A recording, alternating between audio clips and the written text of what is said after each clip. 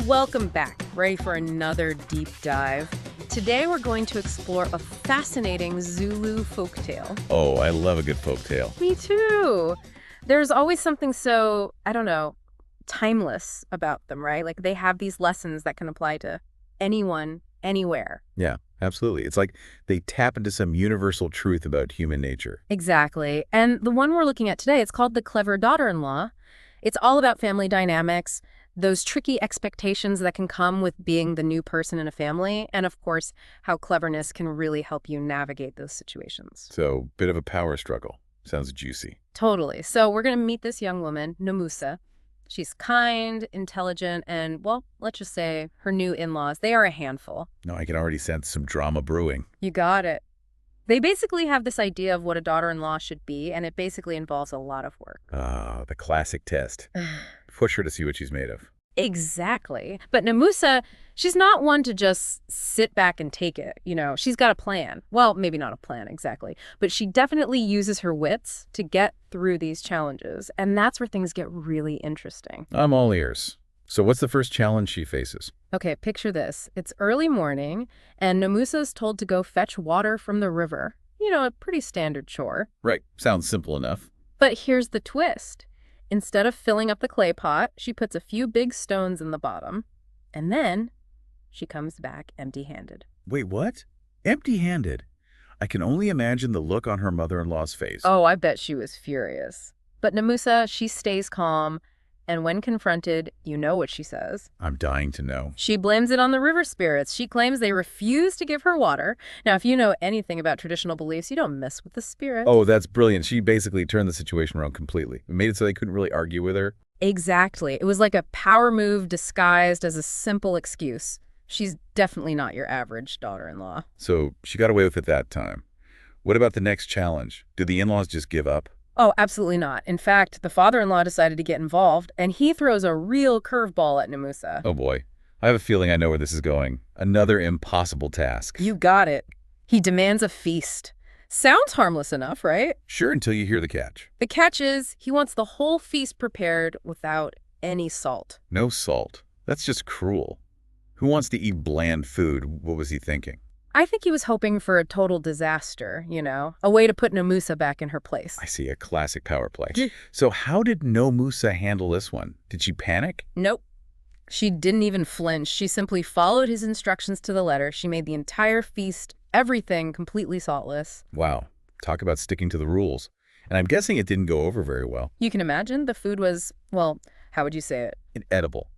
Revolting. A culinary nightmare. All of the above. And of course, the father-in-law, he is upset, he's fuming. But Nomusa, she calmly points out that she did exactly what he asked. Oh, snap.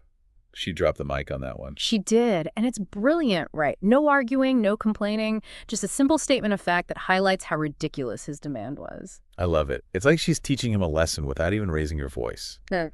Sometimes those are the most effective lessons. Totally. So, 2 challenges down, and Nomusa's still standing strong. But the mother-in-law, oh, she wasn't about to let this go. Not a chance. I bet she was stewing, planning her next move. She was. And she came up with something that seemed impossible, even for Nomusa. This time, she gives Nomusa a basket of sour berries, like the kind that would make your face pucker just thinking about them. Ugh, those are the worst. So sour. Right? And she tells her to go sell them at the market. Sell sour berries. That's just setting up for failure. I mean, who would buy those? That's exactly what she thought. Like, let's see her talk her way out of this one. It's like she wanted to humiliate Nomusa, to show everyone that she wasn't as clever as she thought she was. So what did Nomusa do? Did she finally crack under the pressure? Well, you'll have to wait and see. We'll dive into that in the next part of our deep dive. So, remember those sour berries?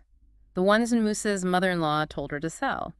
Well, instead of admitting defeat or trying to hawk those mouth-puckering things as they were, she gets a little creative. Ah, that sounds more like the Nomusa we're getting to know. Yeah. Resourceful, right. Totally. Imagine you're walking through this bustling market, right? And you come across Nomusa's stall, but instead of just, sour berries on a sign. Yeah, what did she do? I'm picturing some elaborate setup. She spins this whole narrative. She's not selling just any berries. Oh no, these are rare. They're health-boosting, spirit-strengthening. Like, eat these and you'll be practically invincible. Clever. She understood what makes people buy things. It's not always the thing itself, it's the story, the feeling they get from it. Exactly. And let's be real. People love anything that's marketed as rare or exotic. It's like suddenly those sour berries, they're not just sour, they're special. For sure. It's like those expensive salts that are like pink or black or whatever. It's salt, but because it's from some far-off place, it's fancy. Right. And I bet she played up that sourness too. Like, oh, these are so potent, they'll make your face pucker. But trust me, it's good for you. I can practically hear her sales pitch. Yeah. And the best part. She sells out every single berry. Can you imagine the mother-in-law? Oh, I bet she was speechless. Like, how did she... Exactly. And it's this turning point in the story, right? It's not just Nomusa doing what she's told anymore. It's her taking control, proving her worth. On her own terms. Yeah. And showing everyone, hey, don't underestimate me. I can handle anything you throw at me. It's inspiring, isn't it? Like, sometimes we get stuck in this mindset of, oh, I can't do this, it's too hard. But Nomusa, she shows us that maybe we just need to look at the problem differently. Totally. It's like, yeah, the berries are sour. That's a fact. But how can we use that? How can we frame it in a way that works to our advantage? That's the real lesson. Okay, but let's step back a second. Nomusa, she's obviously clever. But there's something else at play here too, right? It's not just quick thinking. It's... What's the word? Patience. Like, she doesn't let the in-laws get to her, even when they're being so difficult. Yeah, patience. Put yourself in her shoes. These in-laws are constantly testing her, pushing her buttons, but she never loses her cool. She doesn't react impulsively. She observes, she plans, she waits for the right moment to make her move. Makes you wonder, though, does she ever get frustrated? Like, behind closed doors, is she ever like, ugh, seriously? I know, right? The story doesn't tell us that, but it makes sense to think she's human, right? Totally. But even if she did feel frustrated, she doesn't let it control her. She channels that into something productive, you know? Like fuel for her cleverness. Oh, you want to play games? Okay, I'm going to play too. And I'm going to win. Now, this is a Zulu folktale, right? So it's not just a story, it's a reflection of a whole culture. What do you think the story tells us about the Zulu community and the traits they admire? Ooh, good point. It's like a window into their values. And I think it's pretty clear. They place a high value on intelligence, resourcefulness, being adaptable. Like those are the qualities that help you not just survive, but thrive, right? Yeah. Even when things get tough. Yes, that make lemonade out of lemons mentality, taken to a whole new level.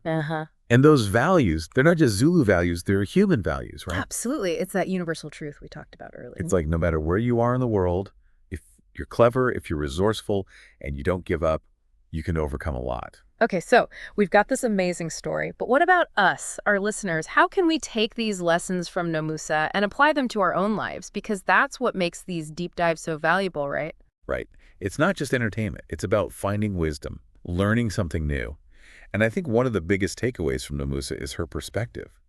She could have easily seen her situation as hopeless, but she chooses to see opportunity. Like, okay, this is my reality, but I can work with this. Exactly. It's that shift in mindset. We can't always control our circumstances, but we can control how we react to them. It's like that quote, life is 10% what happens to me and 90% how I react to it. And Nomusa, she's a master of that 90%. She takes those sour berries, literally and figuratively, and she turns them into something positive. But let's not forget, she's doing all this within a system that isn't always fair, right? A patriarchal society. And yet, she still finds a way to succeed. It's like she's subtly challenging those gender roles, those expectations of what a daughter-in-law should be. And she does it all without being aggressive, without starting a revolution. She just, I don't know, she outmaneuvers them. It's like a chess game. Every move is calculated, every action has a purpose, and in the end, she wins. It's almost like she's saying, look, I can be clever, I can be strong, and I can do it all on my own terms. Don't underestimate me. And that's a powerful message for anyone, really, especially in a world where we're often told to fit in, to follow the rules. Nomusa shows us that we can break the mold, that we can create our own success. So well said. It's like her story isn't just a folktale, it's a blueprint for how to navigate life's challenges with grace and a whole lot of wit. And a reminder that sometimes the most unexpected solutions are the most effective ones. I feel like we could talk about this story for hours, but I know we need to wrap things up soon. Right. But before we do, I want to leave our listeners with something to think about as we head into the final part of our deep dive. So we spent all this time in Nomusa's world, right? This clever daughter-in-law dealing with those, well, let's just say interesting in-laws. But now I'm thinking, how does this all connect to us here today. Right, like we've explored the story, the themes, but what's the takeaway for our listener? They're probably thinking, okay, cool story, but what does this have to do with my life? Exactly. So let's get practical. Nomusa's all about clever problem solving, turning a tough situation around, finding a way to win. Where do we see those Nomusa moments in our own lives? It could be anywhere, honestly. Think about it, that coworker who's always trying to undermine you. Or maybe it's, I don't know, dealing with a tricky landlord. Or even just trying to get your kids to eat their vegetables. Yeah. Those everyday challenges where you need a little bit of that Nomusa magic. Oh, I can totally relate to that. The vegetable struggle is real, but it's not just about, like, outsmarting people, right? It's more about, what did we say earlier, that perspective shift. Yeah. It's about looking at a problem and saying, okay, what are my options here? What can I control? And how can I use my own cleverness to make this work for me? And Nomusa, she never backs down, does she? Even when she's facing disrespect. She keeps her cool, she stands her ground. And she does it with such grace, never stoops to their level. It's like she's teaching us a lesson in holding on to your dignity, even when you're dealing with difficult people. Now, I'm thinking about the patriarchal society Nomusa's living in. It makes her success even more impressive, right? Like, she's navigating all these extra hurdles. Oh, absolutely. It's like she's not just dealing with difficult in-laws. She's dealing with a whole system that's trying to tell her what she can and can't do. And she's like, nope, I'm writing my own story. And it's a story of resilience. That's something we can all learn from, right? That inner strength to keep going even when things get tough. It's like she's saying, don't let anyone tell you who you are or what you're capable of. So powerful. And it's a message that I think resonates across time and cultures. Totally. Okay, I think we've given our listeners a lot to chew on today. Nomusa's story, those clever solutions, the cultural context. We covered a lot of ground. We have. So as we wrap up this deep dive, I want to leave you with this. Think about those sour berries in your own life, those challenges that seem impossible. And ask yourself, what would Nomusa do? Channel that inner cleverness. Yeah. Find that creative solution, that unexpected angle. Because just like those berries, even the sourest situations can be turned into something sweet. And who knows, maybe you'll inspire your own folktale one day. That's a great thought. Well, that's all the time we have for today's deep dive. Thanks for joining us. Until next time, stay clever. And remember, you've got this.